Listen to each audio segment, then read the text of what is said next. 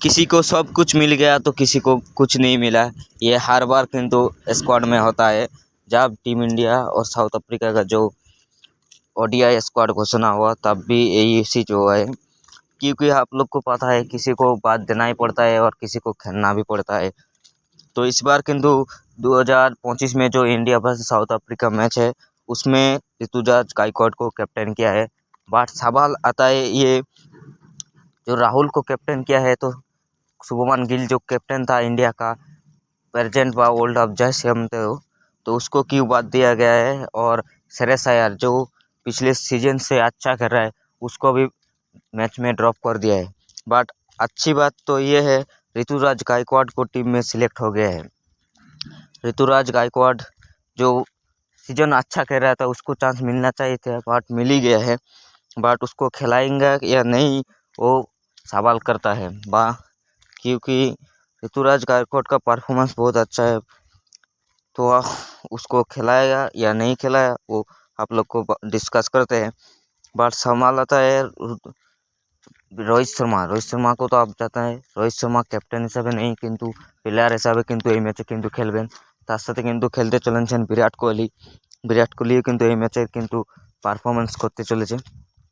তার সাথে কিন্তু আছে আমাদের ধ্রুব জুয়েল, তাকেও কিন্তু তিনি ওডিআই স্কোয়াডে কিন্তু রোহিত শর্মাদের স্কোয়াডে কিন্তু চান্স পেয়েছেন। এটা কিন্তু খুবই একটা ভালো ব্যাপার, কারণ তাকেও কিন্তু চান্স দেওয়া হয় কি না সেটা কিন্তু দেখার বিষয়। তো আর কিন্তু আমাদের বাত হতে চলেছে রবীন্দ্র জাদেজা।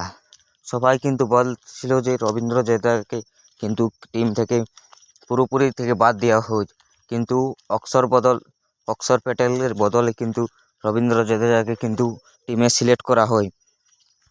কিন্তু সওয়াল আদায় রবীন্দ্র জাদেজা যে অনেক দিন ধরে ক্রিকেট খেলেনি, সে কি পারবে এই ম্যাচটি জিতিয়ে দিতে? তো সেটিও কিন্তু একটি খুবই প্রশ্ন কিন্তু করছে। তো আজের এই ম্যাচে কিন্তু আমরা বলতে চলেছি যে ঋতুরাজ গায়কোয়াড় যে ভালো পারফরমেন্স করে আসার পরও কি তিনি চান্স পাবেন কি না পাবেন সেটি কিন্তু দেখতে হবে, কারণ তার মনে হয় না কেউ যদি চোট পায় তাহলে তিনি ম্যাচের মধ্যে আসতে পারেন। কারণ স্কোয়াড যদি ঘোষণা হয় তো স্কোয়াডে কিন্তু টিম 11 মধ্যে কিন্তু 1 নম্বরে কিন্তু রোহিত শর্মা রইবেন, তার সাথে কিন্তু ওপেনারে থাকবেন যশস্বী জয়সওয়াল, তার সাথে রয়েছেন কিন্তু আমাদের বিরাট কোহলি 3 নম্বরে। 4 নম্বরে যদি ধরা যায় তো কেএল রাহুল উইকেট কিপারে, এবং আরেকটি সহ উইকেট কিপার কিন্তু ঋষভ পন্থ কিন্তু রইবেন। তার সাথে ওয়াশিংটন সুন্দর রয়েছেন এবং আরশদীপ সিং রয়েছেন, এবং আমাদের বেস্ট প্লেয়ার হর্ষিত রানা কিন্তু রয়েছেন। এবং তার মধ্যে যদি আপনারা দেখেন বোলিং লাইনের কিন্তু আপনারা দেখতে পাবেন যে পেস বোলারের মধ্যে কিন্তু প্রসিদ্ধ কৃষ্ণা, তার সাথে কিন্তু আছেন আরশদীপ সিং, এবং তার সাথে কিন্তু আপনারা দেখতে পাবেন হর্ষিত রানা এবং নীতিশ কুমার রেড্ডিকে অলরাউন্ডার।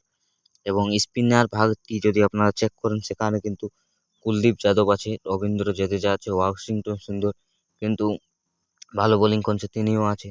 তো এই কিন্তু ইন্ডিয়া এবং পাকিস্তানের এই সাউথ আফ্রিকার কিন্তু ওডিআই স্কোয়াড ঘোষণা হয়েছে, কিন্তু বাদ পড়ছে শ্রেয়স আয়ার ইন্টারন্যাশনালে যে বারবার কিন্তু রান করে বুঝিয়ে দিচ্ছে যে তাকে ইন্টারন্যাশনাল ক্রিকেট ও তার ওডিআই ক্রিকেটে কতটা জরুরি, কিন্তু তারপরেও তার কিন্তু চান্স হচ্ছে না।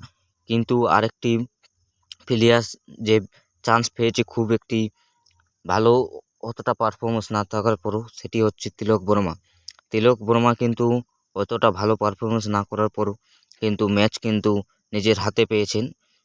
তো তিনি কি করে দেখান সেটি দেখার, কারণ তিনি ওডিআই স্কোয়াডে কিন্তু মনে হয় প্লেইং 11-এর মধ্যে কিন্তু রইবেন না, কারণ কেএল রাহুল ক্যাপ্টেন রয়েছেন, রোহিত শর্মা রয়েছেন, যশস্বী জয়সওয়াল রয়েছেন, বিরাট কোহলি রয়েছেন, তার সাথে রয়েছেন আমাদের ঋষভ পন্থ, ওয়াশিংটন সুন্দর, রবীন্দ্র জাদেজা। তাহলে আর তার মধ্যে আপনারা যদি দেখেন যে বোলিংয়ের স্পিনার সেখানে কুলদীপ যাদবের তো চান্স অলরেডি সিলেক্টেডই আছে, তবে ধ্রুব জুয়েল এবং ঋতুরাজ গায়কোয়াড়ের কথা বারবার কিন্তু উঠে আসছে। এবং তার সাথে কিন্তু আরেকটা প্লেয়ার চান্স পাচ্ছেন না, সেটি হচ্ছে আপনাদের সঞ্জু স্যামসন উইকেট কিপারের। সঞ্জু স্যামসনে কিন্তু বারবার ভালো পারফরমেন্স করার পরও তাকে কিন্তু দলে চান্স দেওয়া হচ্ছে না, কারণ উইকেট কিপার দুটো কিন্তু নেওয়া হয়েছে এখানে কেএল রাহুল এবং ঋষভ পন্থ, তার বদলে একটিকে যদি চেঞ্জ করা হয় তাহলে ক্যাপ্টেন ভাইস চেঞ্জ হয়ে যাবে। সেই জন্য মনে হয় সঞ্জু স্যামসনকে কিন্তু দলে নেওয়া হয়নি। তবে দলে কিন্তু নেওয়া হয়নি, এটি কিন্তু খুবই একটা দুঃখজনক ব্যাপার ইন্ডিয়া ক্রিকেটের মধ্যে, কারণ তিনি ওডিআই ফরম্যাটে একটিও ম্যাচ কিন্তু সেমভাবে কিন্তু খেলতে পারেননি। এবং আমাদের আসছে ম্যান প্লেয়ার রোহিত শর্মা এবং বিরাট কোহলি, তারা কিন্তু 2027 বিশ্বকাপে খেলবেন কি না সেটি কিন্তু এই এই ম্যাচগুলোর উপরে কিন্তু ফুল ডিপেন্ড করছে, আপনারা বুঝতেই পারছেন।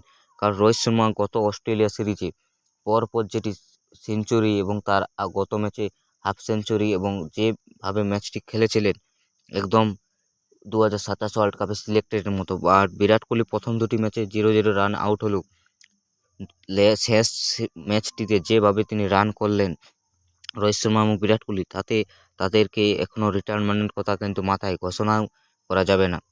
আর যশস্বী জয়সওয়াল কিন্তু প্রত্যেকবারে কিন্তু ভালো পারফরমেন্স করছে, বাট এখন তিনি ফর্মে নেই, এটি একটি জাস্ট ব্যাপার। কিন্তু নীতিশ কুমার রেড্ডি এখন ওডিআই সিরিজে কিন্তু তিনি ভালো বোলিং করলেও কিন্তু সেইভাবে কিন্তু ইন্ডিয়ান টিমে কোনো ভালো বোলারকে কিন্তু রাখা হয়নি, কারণ জসপ্রীত বুমরা, মোহাম্মদ সিরাজ এরকম বোলারকে কিন্তু এখানেই কিন্তু রেস্ট দেওয়া হয়েছে।